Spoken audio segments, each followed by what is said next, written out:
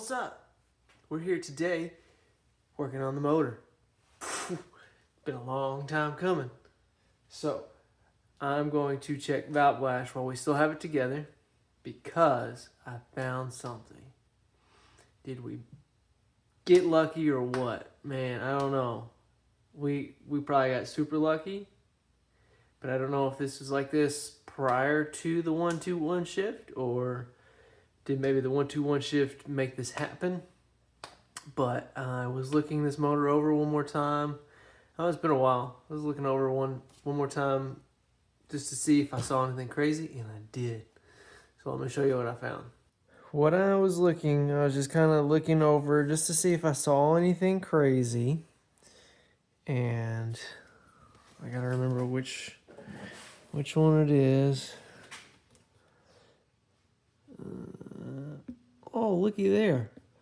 One of these things is not like the other. Let's see. Where's the bolt at? The bolt's somewhere jammed down in there with that spring. Like, what the heck? You know, I'm not gonna lie. I'm not the best at doing some regular checking of things like I need to before we go racing. This might be what pushes me to do that.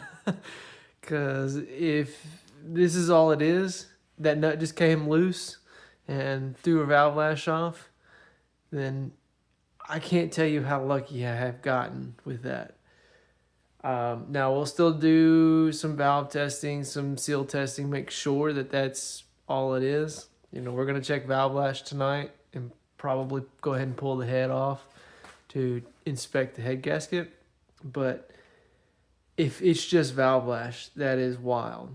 I looked up the instructions again, had to remind myself just to make sure I knew the specs of what it was supposed to be. Intake, factory specs, 0.006 to 0.007 inches, and 0.007 to 0.08 on the exhaust. So I will time lapse and give you the results here in just a little bit.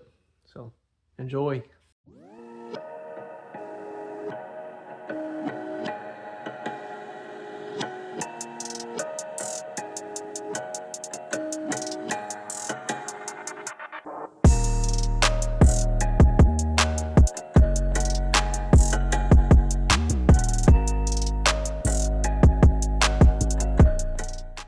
Yikes. Dude, that valve adjustment is all over the place. Out of the, 2, 4, 6, 8, 16 valves, maybe a couple are within spec. But I don't even know that a couple are within spec. Holy crap. That's bad on me. Way bad on me. And this cylinder over here that's missing the nut, neither of them are anywhere close. I was able to fit something like a 0.020 under there. And it's supposed to be 0.006. So way out of adjustment. Not just one cylinder, not just one set of valves. They're all out of whack. So they will definitely have to be readjusted when we go to put this sucker back together and get them back. And that needs to be on me to do better, because that could be bad. We'll get to tearing this motor apart and we'll see if there's any other carnage we see.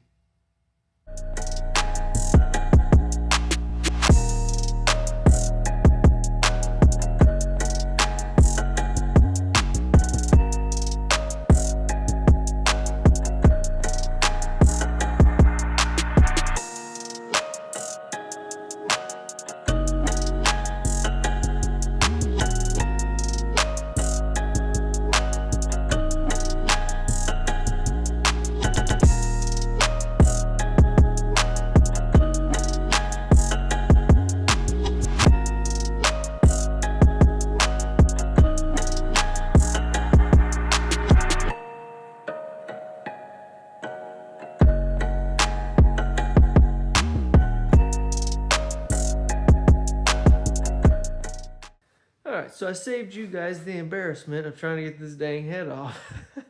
Freaking took some prying, finally popped loose, and then the head gasket didn't want to let go of it. But we got it off, so got it all sitting over here on the table. So let's look at this head gasket. Let's see if we see anything crazy. Oh, no, don't see any. Nothing stands out to me, at least. All fairly clean. All the cylinders. Maybe that one has got some clearing in between the two. Like maybe some water or compression was getting through there. But that's the only spot. Let's see if I can kind of show you. See how it's got the silver there where like it was starting to wash in between those versus like some of these other cylinders that it's all still coated black and copper in between. So I don't know. Maybe not. It's getting replaced anyway, so block initially looks okay. Haven't done a whole lot of inspection, but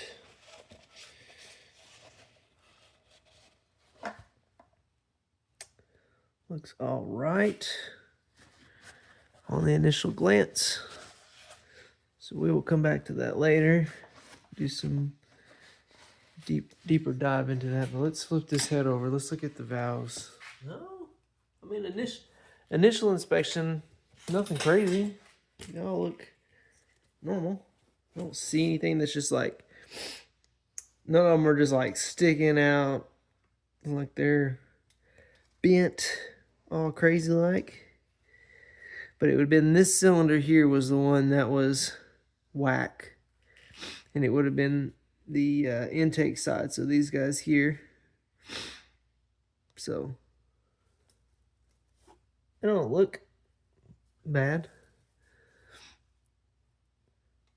So what I'll do is I'll do some leak down tests.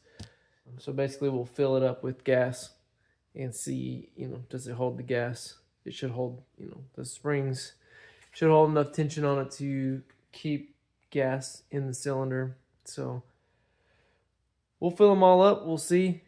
Probably won't do that tonight. It's getting pretty late. It's already past midnight. So I'll see you in 3, 2, 1. Welcome back. I'm so glad you could join us again. I know you waited so long for that.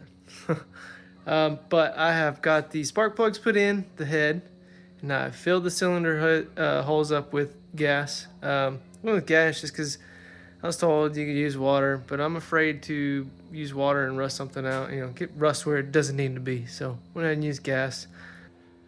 So got them all filled up. The head's probably not sitting level, so not the best, but they're filled up.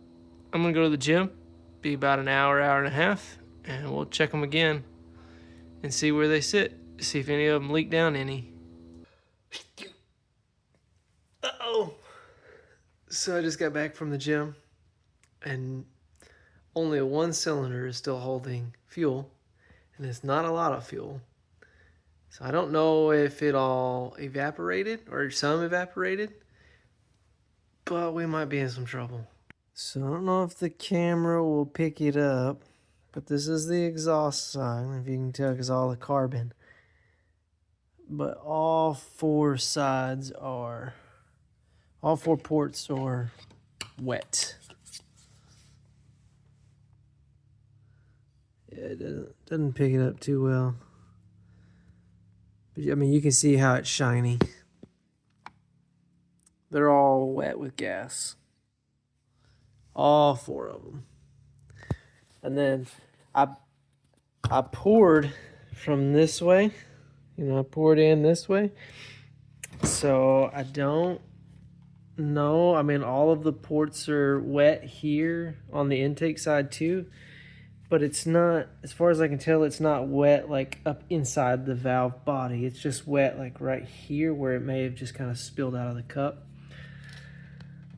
So I don't know. It's kind of inconclusive, I would say. It's concerning enough though that I think my best option would be to probably take it to a head shop and see if they could maybe do like a pressure test on it and see if it, see how that does and see if it leaks. It they may have been like this. I never did this test prior to ever building this motor. The head's a stock head, so it may have needed valve work from the day I got it. I don't know. So most likely was gonna replace these valves anyways, just to solidify. But yeah, I hope you guys enjoyed.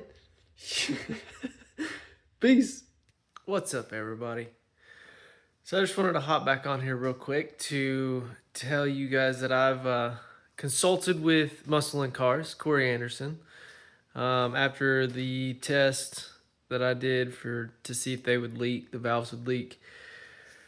I just got that, that just gut feeling that if I don't replace these valves, something bad's gonna happen.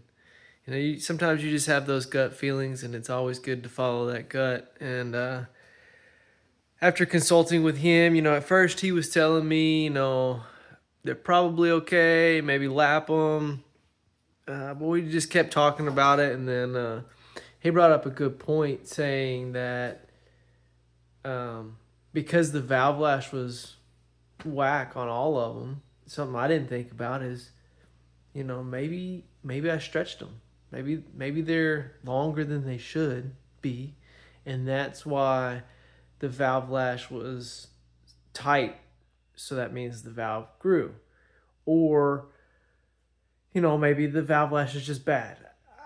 I know I've checked it at some point, but I don't, the motor's been together for 5 years now. So who knows when that was actually checked last. And I think I'm just going to supply new valves. I think I'm just going to go with some factory style aftermarket ones, some Farah or Supertech valves that are just factory spec, and send those with the head and just have them, rebuild it and get it done right first time, not have to worry.